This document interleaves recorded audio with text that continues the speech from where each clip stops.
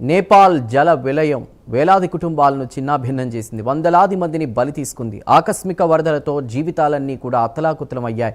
ఇప్పటి వరకు అందుతున్న సమాచారం ప్రకారం మృతుల సంఖ్య 469కు చేరింది. నేపాల్, టిబెట్ కలిపి 1468 మంది ఆచూకీ తెలియడం లేదు. దాదాపు 30 దేశాలకు చెందిన యాత్రికులు, పర్యాటకులు ఈ విపత్తులో చిక్కుకోవడంతో ఇప్పుడు ఇది నేపాల్ ఎదుర్కొంటున్న ప్రకృతి విపత్తుగానే కాకుండా అంతర్జాతీయ స్థాయి సహాయక చర్యగా మారిపోయింది.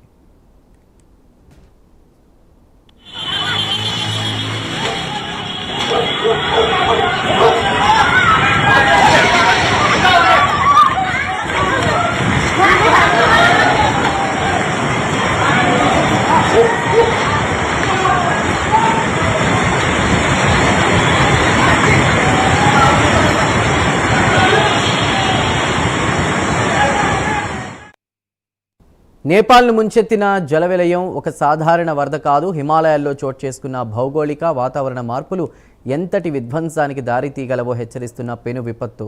రస్వా నుంచి నువాకోట్, దాఢింగ్, చిత్వాన్ వరకు వరద వెళ్లిన దారంతా శిథిలాలే మిగిలాయి. నేపాల్తో ఆగకుండా టిబెట్ను ఈ విపత్తు వణికించింది. అసలు ఇంతటి విధ్వంసం ఎలా జరిగింది? మొదట భూకంపమే ఈ విలయానికి కారణమన్న అనుమానాలు వ్యక్తమయ్యాయి.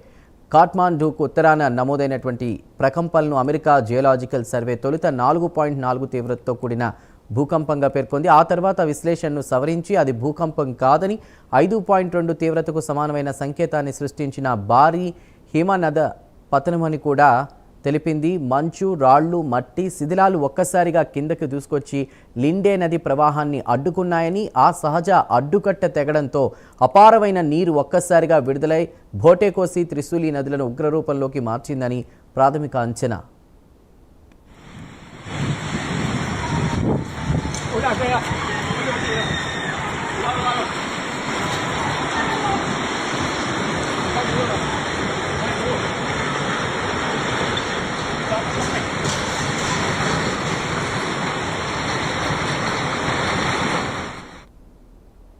ఈ విపత్తు ఎంత ఆకస్మికంగా వచ్చిందో చెప్పేందుకు ఒక గణాంకం చాలు. త్రిశూలి నదిలో కొన్ని ప్రాంతాల్లో కేవలం 30 నిమిషాల్లోనే నీటి మట్టం 9 మీటర్లు పెరిగింది. మలేకు ప్రాంతాల్లో 7 మీటర్ల వరకు ప్రవాహం ఎగసింది.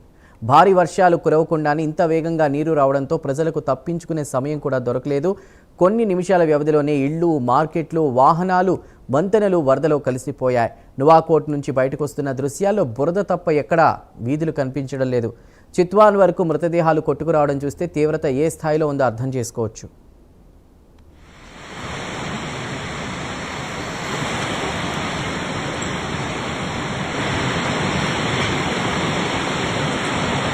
देखियो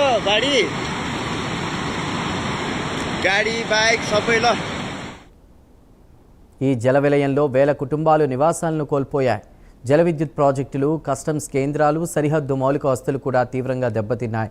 మధ్య నేపాల్లో కనీసం 35 వంతెనలు, 45 సస్పెన్షన్ వంతెనలు, దాదాపు 40 కిలోమీటర్ల రహదారులు ధ్వంసమైనట్లు సమాచారం. కాఠ్మాండూను వరద ప్రభావిత ప్రాంతాలతో కలిపే మార్గాలు దెబ్బతినడంతో సహాయక బృందాలకు చేరుకోవడమే సవాల్గా మారిన పరిస్థితి. దీంతో నేపాల్ సైన్యం హెలికాప్టర్ల ద్వారా మారుమూల ప్రాంతాలకు చేరుకుంటోంది.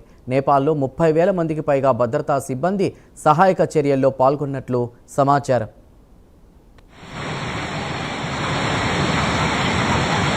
घर माथिबाट गएर चाहिँ घरहरू सब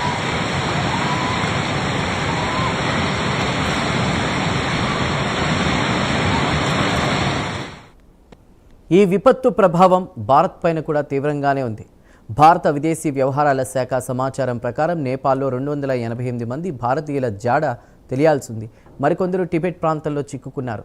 కైలాస మానస సరోవర్ యాత్రకు వెళ్లిన ఆంధ్రప్రదేశ్, తెలంగాణ సహా తమిళనాడు, పుదుచ్చేరి, పశ్చిమ బెంగాల్, కేరళ, గుజరాత్, కర్ణాటక, మహారాష్ట్ర, ఒడిశా, ఛత్తీస్గఢ్కు చెందిన యాత్రికుల వివరాలను ఆయా ప్రభుత్వాలు సేకరిస్తున్నాయి. తెలుగువారిలో కొందరు ఆచూకీ లభించిన సరిహద్దు ప్రాంతాల్లో చిక్కుకున్న 7గురి పరిస్థితిని ఆర్టీజీఎస్ ద్వారా మంత్రులు, అధికారులు పర్యవేక్షిస్తున్నారు. కర్ణాటకకు చెందిన 13 మంది టిమ్యూర్, డార్చెన్ ప్రాంతాల్లో చిక్కుకున్నట్లు సమాచారం.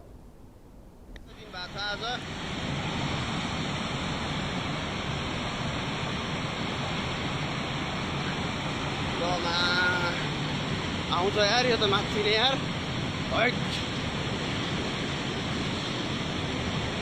यो तारहरू सब फुट्या छ।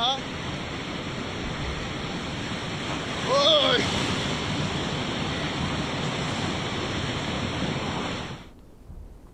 అయితే సహాయక చర్యల నుంచి కొంత ఊరటనిచ్చే వార్తలు కూడా వస్తున్నాయి. ఇప్పటి వరకు 84 మంది భారతీయులను సురక్షిత ప్రాంతాలకు తరలించినట్లు భారత విదేశీ వ్యవహారాల శాఖ తెలిపింది. వీరిలో త్రిశూలి 1 జల విద్యుత్ ప్రాజెక్టుకు చెందిన 63 మంది కార్మికులు, తమిళనాడుకు చెందిన 21 మంది కైలాస మానస సరోవర్ యాత్రికులు ఉన్నారు. ప్రత్యేకంగా రక్షించిన విదేశీ పర్యాటకుల్లోనూ 11 మంది భారతీయులు ఉన్నారు. నాగ్పూర్కు చెందిన 106 మంది పర్యాటకులను కాఠ్మాండు నుంచి ప్రత్యేక బస్సుల్లో బీహార్ సరిహద్దు వైపు తరలించినట్లు అధికారులు వెల్లడించారు. విదేశీ వ్యవహారాల శాఖ మంత్రి జైశంకర్ పరిస్థితిని సమీక్షించగా ఇప్పటి వరకు భారత్ 47.5 టన్నుల అత్యవసర సహాయ సామాగ్రిని నేపాల్కు పంపింది.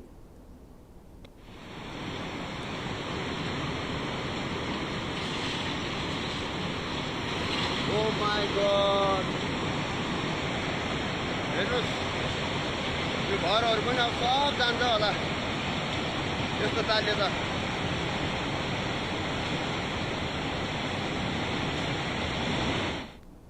నేపాల్ టిబెట్ మీదుగా ప్రయాణించే అంతర్జాతీయ యాత్రికుల బృందాలు ఈ వరదలో చిక్కుకున్నాయి.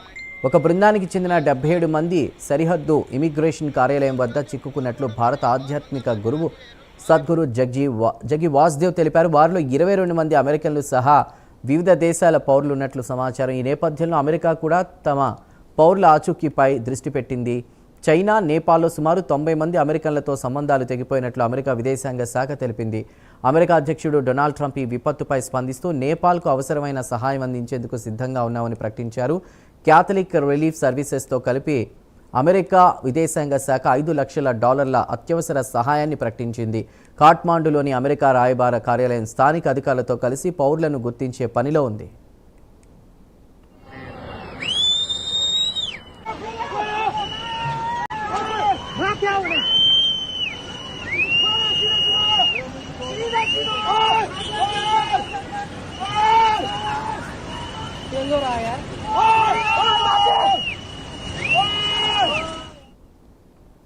ఇప్పటికే జరిగిన విధ్వంసంతోనే ప్రమాదం ముగిసిపోయిందని చెప్పలేని పరిస్థితి నెలకొంది. నేపాల్ టిబెట్ సరిహద్దులో మంచు రాళ్లు, మట్టి పేరుకుపోవడంతో సహజ ఆనకట్ట లాంటి అడ్డుకట్టలు ఏర్పడి కొత్త సరస్సులు పుట్టుకొచ్చాయి. క్యోగ్యాల్, పొరుపు, కియాంగ్, జాంగ్బూ నదులు కలిసేటువంటి ప్రాంతంలో సరస్సులో గురువారం ఉదయానికి దాదాపు 20 లక్షల క్యూబిక్ మీటర్ల నీరు ఉన్నట్లు చైనా జలవనరుల మంత్రిత్వ శాఖ ఒక అంచనా వేసింది. వచ్చే 3 రోజుల్లో మరో 30 లక్షల క్యూబిక్ మీటర్ల నీరు చేరొచ్చని హెచ్చరించింది. ఈ సహజ అడ్డుకట్టల్లో ఏదైనా ఒక్కసారిగా తెగితే భోటేకోసి, త్రిశూలి దిగువ ప్రాంతాలు మరోసారి భారీ వరదను ఎదుర్కొనే ప్రమాదం ఉంది. ఈ నేపథ్యంలో నదీ తీరాలకు వెళ్లొద్దని, సురక్షిత ప్రాంతాలను విడిచిపెట్టొద్దని నేపాల్, చైనా అధికారులు హెచ్చరిస్తున్నారు. ఈ పరిణామాల నేపథ్యంలో భారత సరిహద్దుకు ఆనుకుని ఉన్న ఉత్తర ప్రాంతాల్లోనూ అప్రమత్తతను పెంచారు.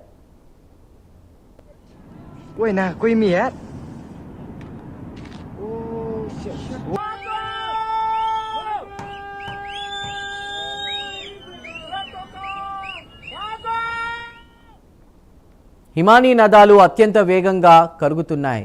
అస్థిరమైన హిమ సరస్సులు, బలహీనమవుతున్న పర్వత వాలులు, వాటి మధ్య పెరుగుతున్న మానవ మౌలిక వసతులు ఇవన్నీ కలిసినప్పుడు ఒక సహజ సంఘటన భారీ మానవ విపత్తుగా మారేటువంటి ప్రమాదం పెరుగుతోంది. హిమనదం నుంచి విరిగిపడిన మంచు, శిథిలాల ప్రవాహమే ఈ వరదలకు మూలమై ఉండొచ్చని మౌంటైన్ డెవలప్మెంట్ నిపుణులు భావిస్తున్నారు. 2025 ఆగస్టులో కూడా టిబెట్లో హిమ సరస్సు పొంగి 9 మంది ప్రాణాలు తీసింది. ఇక ఇప్పుడు దానికంటే అనేక రెట్లు భారీ విపత్తు ఎదురైంది.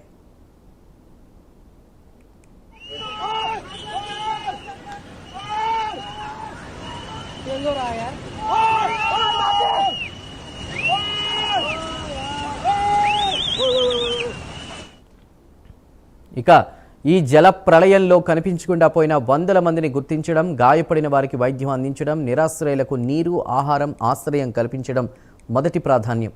భారత్, చైనా, అమెరికా, ఐక్యరాజ్యసమితి సహా అంతర్జాతీయ సమాజం సహాయక చర్యల్లో భాగమవుతోంది. ప్రపంచ బ్యాంక్ భారత్, చైనా, అమెరికా నుంచి భారీ ఆర్థిక సహాయ హామీలు వస్తుండగా ఐక్యరాజ్యసమితి తన మానవతా నిధి నుంచి $20 లక్షల, స్విట్జర్లాండ్ మరో $10 లక్షల సహాయాన్ని ప్రకటించాయి.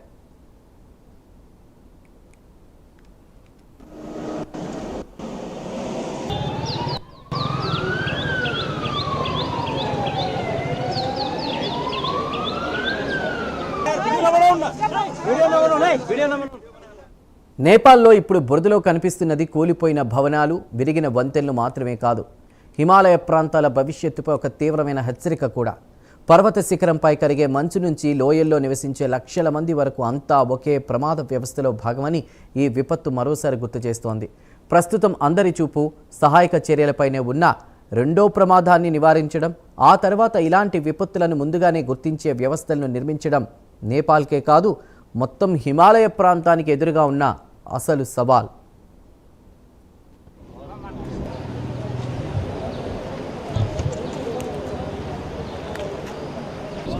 फोन गर्ने बित्तिकै चढेर आयो त्यसलाई म भने सर अलि हटाउँ